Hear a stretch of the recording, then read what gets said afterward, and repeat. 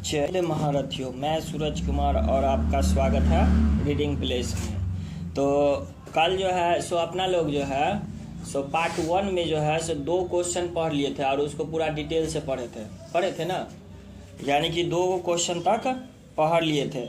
एक class 10th का जो है हिस्ट्री का पहला चैप्टर है, ठीक है। चैप्टर का नाम क्या है? यूरोप में राष्ट्रवाद। चैप्टर का क्या नाम है? तो यूरोप में राष्ट्रवाद है, ठीक है। तो कल जहाँ तक हो गया था उसके अब आगे देखते हैं। और जो भी विद्यार्थी सबको अगर कन्फ्यूजन है तो अपना पार्ट 1 जा करके क्या करेगा, देख लेगा, ठीक है। वो अपना पार्ट 1 जा करके देख लेगा। तो चलो देखते हैं, स्टार्ट करते हैं अपना क्वेश्चन, ठीक है। तीसरा नंबर क्वेश्चन में देखो, सबको देखना है ध्यान से। तीसरा नंबर क्वेश्चन में कह रहा है कि 1789 ईस्वी के फ्रांस की क्रांति का मुख्य कारण क्या है। यानी कि 1789 ईस्वी में जो फ्रांस में जो क्रांति हुआ ना, उसका मुख्य कारण क्या है। कारण बताना, कोई भी चीज़ होता है तो उसका कुछ ना कुछ कारण होता है ना जी। तुम लोग जो यहाँ पे पढ़ने आती हो तो उसका भी तो कुछ ना कुछ कारण है। तो उसी तरह से वो जो क्रांति हुआ 1789 में, फ्रांस में कब क्रांति हुआ? तो देखो ये तुम्हारा ऑब्जेक्टिव बन सकता है, फ्रांस में कब क्रांति हुआ था? 1789 में। तो उसी को कह रहा है कि फ्रांस में जो क्रांति हुआ था तो उसका मुख्य कारण क्या है। अब फ्रांस कहाँ है? तो यूरोप में है। फ्रांस कहाँ है? तो यूरोप में। वहाँ पे मैप में तुमको दिखाए थे ना कि कहाँ पे है यूरोप, ठीक है। तो ये यूरोप में जो देखोगे तो यहीं पे फ्रांस है, ठीक है। तो अब चलते हैं, इसका देखते हैं, कारण जानने का प्रयास करते हैं क्या है। तो आंसर है इसका 1789 ईस्वी के फ्रांस की कारण का मुख्य कारण। देखो यहाँ पे फ्रांस की क्रांति का मुख्य कारण क्या है? पहला है राजनीतिक। पहला मुख्य कारण क्या था? राजनीति कारण था। दूसरा आर्थिक। आर्थिक मतलब समझ में आता है ना, कहीं पे भी आर्थिक का मतलब समझ में आता है तो समझ लो पैसा से रिलेटेड बात है भाई साहब, ठीक है। तो आर्थिक कारण। उसके बाद क्या है? सामाजिक कारण। समाज मतलब में जो रहते हैं, कहाँ पे रहते हैं, क्या परिवर्तन है, वही सामाजिक कारण। उसके बाद बौद्धिक कारण। बौद्धिक मतलब आदमी के जो है ना बुद्धि, यानी कि दिमाग, सोचने का समय क्या कहते रहता तरीका, उस समय जो चेंजिंग आया।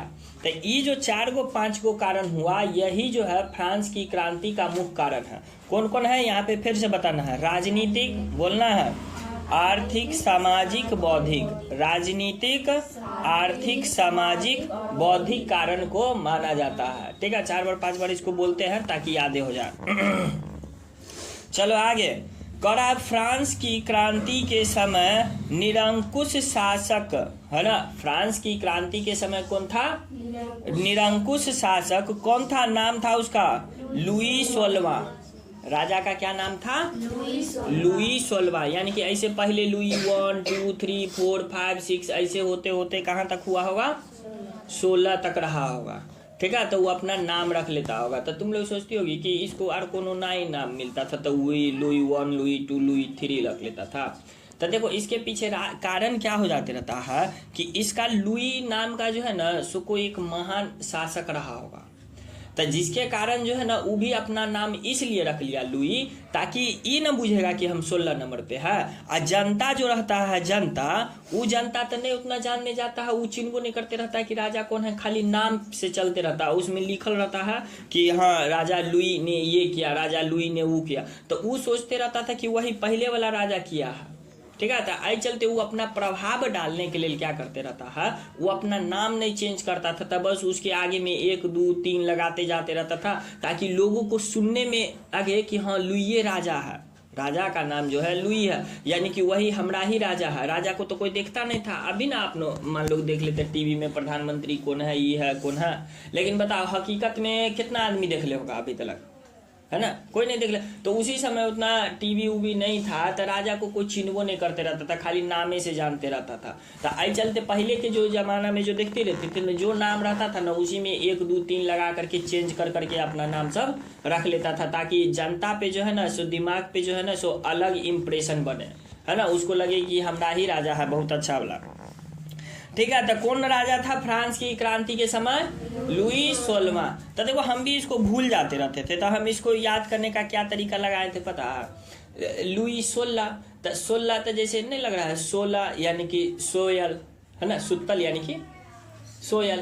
तो वही हम सोचे थे कि ये राजा जो था ना सुतले था ना, तो जनता क्रांति कर दिया है ना। तब उसी से याद हो गया कि लुई 16। फ्रांस के क्रांति के समय कौन था राजा? लुई 16। अब लगता है हम कि तुम लोग नहीं भूलोगी। कह रहा है इसके काल में भ्रष्टाचार का बोलबाला था। देखते हम बोलते रहते हैं ना बहुत करप्शन है, तो उसी को कहते हैं भ्रष्टाचार।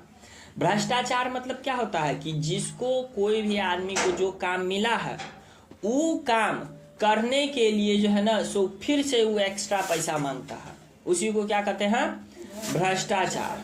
जैसे है ना, हालांकि सब वैसा नहीं होता है, बस समझाने के लिए बोलते हैं। जैसे मान लो कि कोई पुलिस वाला है, ठीक है, सरकार उसको दिया है कि तुम लोगों का रक्षा करो, ये करो वो करो, ऐसे तो उसको सैलरी भी मिलता है ना जी। लेकिन क्या करता है कि कोई आदमी उसको काम करवाने के लिए जाता है तो 1000 रुपया घूस दे देते रहता है कि आप मेरा काम कर दीजिए, ये कर दीजिए है ना, मेरा केस को पहले ख़त्म कर दीजिए। तो यही क्या हो गया?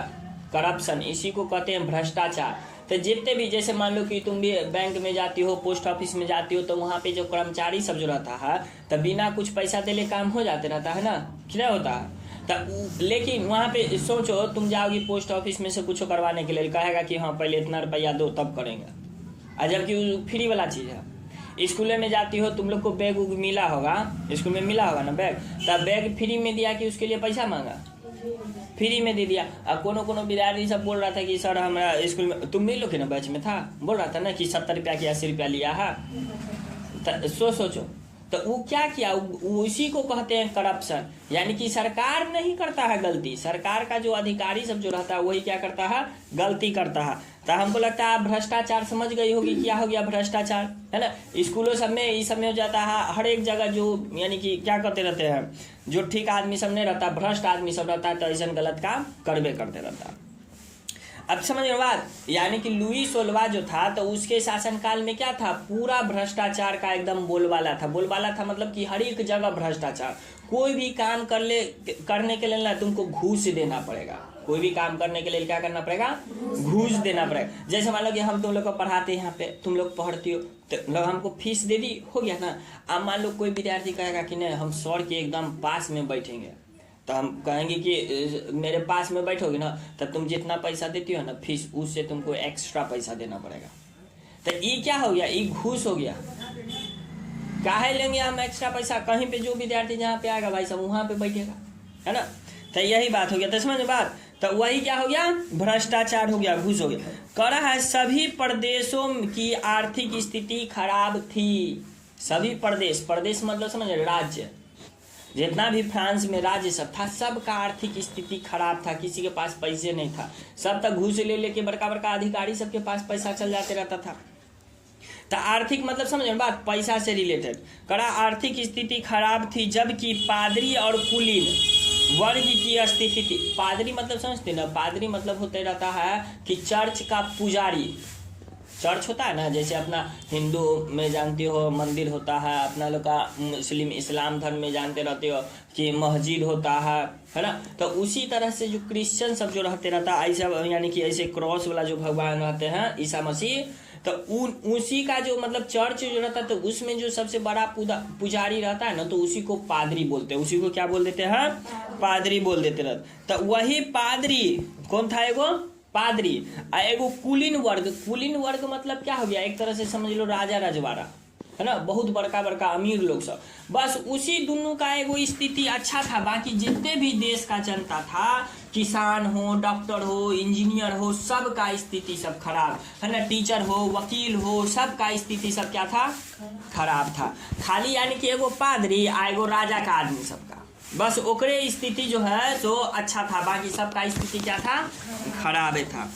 करा है इस क्रांति के मार्ग को, है ना। अभी जो क्रांति जो हुआ तो कोई अपने आप तक क्रांति नहीं हो जाएगा, कोई ऐसा आदमी होते रहता है कि उसको भड़काने वाला। जैसे मान लो कोई झगड़ा जो होते रहता तो ऐसे नहीं होता, कोई आदमी भड़काने वाला रहता तब ये झगड़ा होता। तो वही करा है वॉल्टेयर, क्या नाम था उसका? वॉल्टेयर। दूसरा रूसो, और तीसरा मोंटेग्यू। तीसरा कौन था? मोंटेग्यू, ठीक है।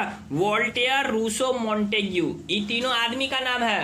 बोलो एक बार, वोल्टेयर, रूसो तथा मॉन्टेग्यू, यही दोनों जो है यानी कि 3 4 आदमी जो है सो क्रांति को आगे बढ़ाया, है ना। किताब सब छापा, लोग सबको जागरूक किया, बताया कि ऐसे नहीं रहा जाता है ना। तुम्हारे पास अपना अधिकार है, तुम अपने अधिकार के लिए सब आदमी स्वतंत्र पैदा हुआ था, है ना। तो फिर गुलाम किसी का काहे बनेगा? बात क्लियर है। सब राजा सब जो कहते रहता था कि हमको भगवान चुन के भेजा है राजा बनने के लिए, हमारे पास जादुई का शक्ति है, तो वो सब यही सब जनता सबको बताया कि नहीं, राजा के पास कोई जादू शक्ति उक्ति नहीं है, वो भी अपने लोग के साधारण जैसा आदमी है, ठीक है। तो यही आदमी सब किया। तो देख लिए ना, तो फ्रांस के क्रांति का जो है सो मेन कारण क्या था? तो यहीं पे पढ़े थे, राजनीतिक कारण, आर्थिक और सामाजिक और बौद्धिक कारण था। तो बात क्लियर है। तो 1857 का क्रांति कब हुआ था?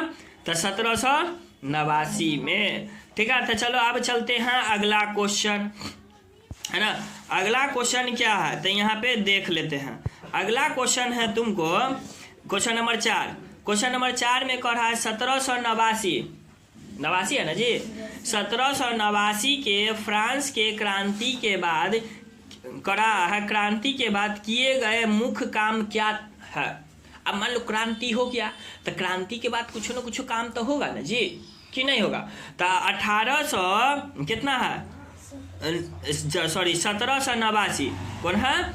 1789 में जो फ्रांस में जो क्रांति हुआ, तो क्रांति के बाद फिर क्या हुआ? क्या क्या चीज बदलाव आया, क्या क्या चीज सब चेंज हुआ, समझ में बात? तो वही चीज होता है, जैसे तुम ही लोग मान लो दोस्ती रहता है कोई आदमी, और दोस्ती में किसी में झगड़ा हो जाता, तो झगड़ा के बाद कोई ना कोई चीज बदलाव आता है कि नहीं आता है ना। ऊपरा से नहीं बोलेंगे यहाँ नहीं जाएंगे, वहाँ नहीं जाएंगे, यह नहीं जाएंगे। अब मान लो किसी से नहीं बोलते रहती हो, झगड़ा रहता, फिर से बाद में दोस्ती हो जाता है, तो फिर कुछ ना कुछ बदलाव आता है ना, कि हाँ फिर साथे बैठेंगे, साथे घूमेंगे, फिर साथे खाएंगे, कि नहीं। तो यही सब चीज सब हो जाते रहता है। तो उसी तरह से क्रांति जो हुआ 1789 में फ्रांस में, तो उसके बाद क्या क्या काम सब हुआ, उसी को अपना लोग को पढ़ना है। तो सबको ध्यान से देखते जाना है। आंसर है इसका 1789 ईस्वी के फ्रांस के क्रांति के बाद बहुत सारे सकारात्मक काम किए गए। सकारात्मक मतलब क्या होता है? अच्छा, दो तरह का होता है काम। एक तो हो गया सकारात्मक काम, एक होता है तुमको नकारात्मक काम। एक क्या कौन काम हो जाते रहता है? नकारात्मक काम। नकारात्मक काम को जो है ना सो तुमको निगेटिव वर्क बोलते हैं, ठीक है। क्या बोल देते हैं? Negative work. तो सकारात्मक काम मतलब क्या हो गया? अच्छा काम। और नकारात्मक काम मतलब क्या हो गया? गलत काम, यानी कि खराब काम। तो यानी कि फ्रांस की क्रांति हुआ, उसके बाद हुआ सकारात्मक काम, तो यानी कि फ्रांस की क्रांति तो अच्छे न हुआ, यानी कि सफल क्रांति माना गया। कोई भी चीज होने के बाद अगर अच्छा चीज होने लगे तो उसको लोग क्या समझेगा कि अच्छे ना हुआ, सक्सेसफुल ना हुआ। तो देखो आप जानते हैं कि क्या क्या चीज हुआ था, ठीक है। तब पहला नंबर में देखो कि नेशनल असेंबली की स्थापना की गई। क्या चीज की गई है?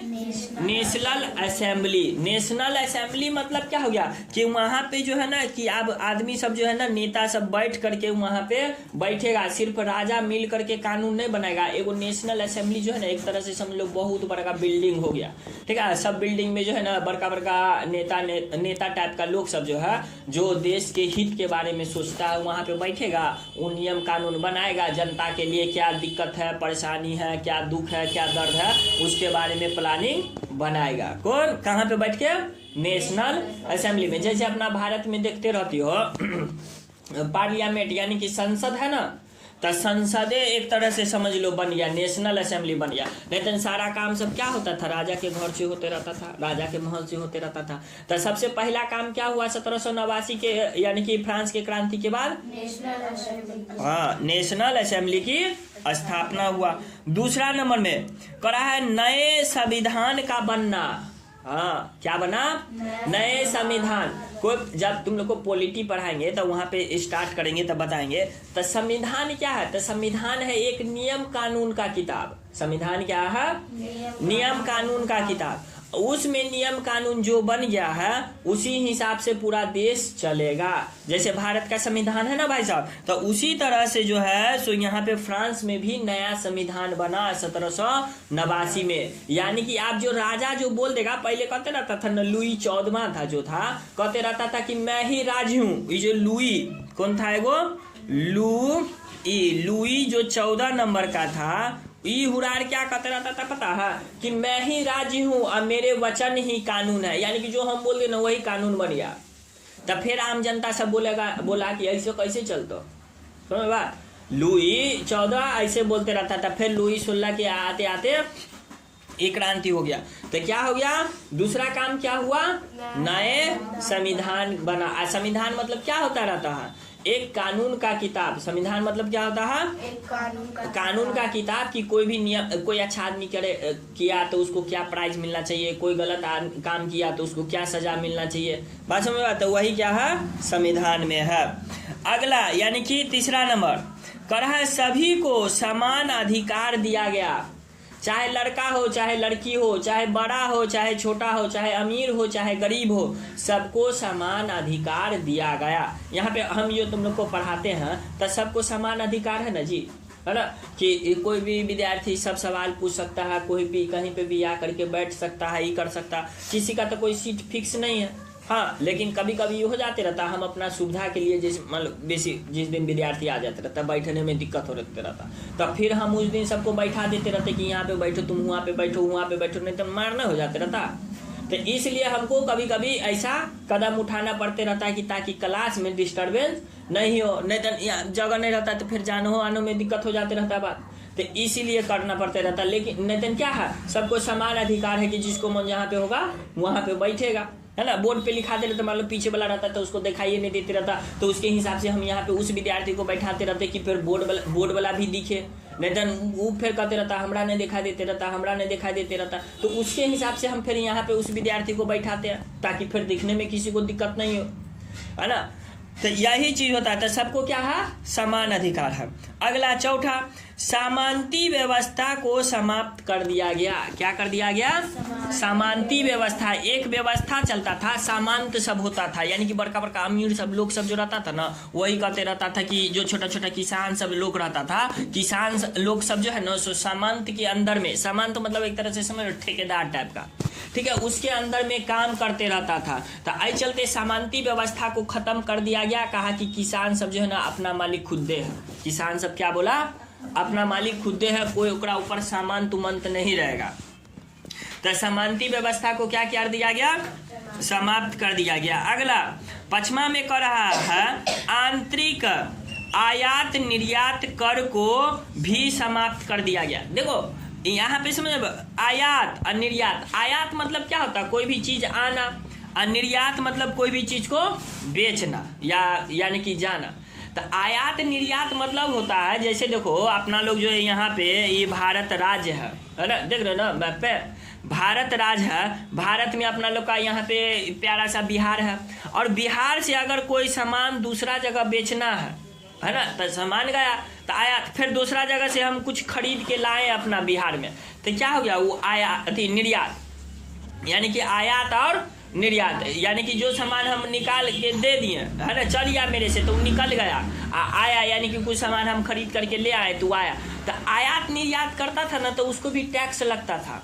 कहता था कि तुम अपना सामान जो है सो एक राज्य से, अगर एक राज्य से दूसरे राज्य में बेच रहे हो, एक राज्य से क्या कर रहे हो, दूसरे राज्य में बेच रहे हो, तो भाई साहब तुमको देना पड़ेगा टैक्स। पहले 1789 के क्रांति से पहले का यही सिस्टम था। लेकिन जब ये 1789 की क्रांति हुआ फ्रांस में, तब कहा कि आयात निर्यात टैक्स नहीं लगेगा अपने अंदर राज्य में, पूरा फ्रांस में कहीं भी व्यापार करो टैक्स फैक्स नहीं लगेगा। बात क्लियर है।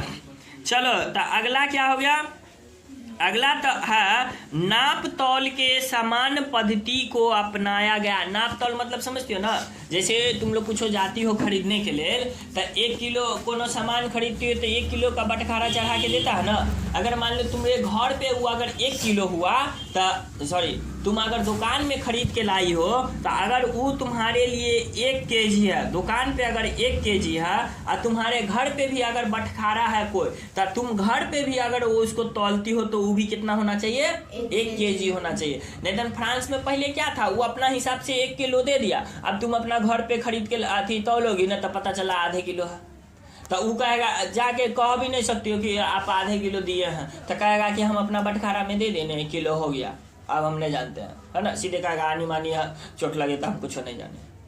समझ रहे बात, यानी कि हम अपना बटखारा में तौल के दे दिए, अब तुम जानो और तुम्हारा काम जाने।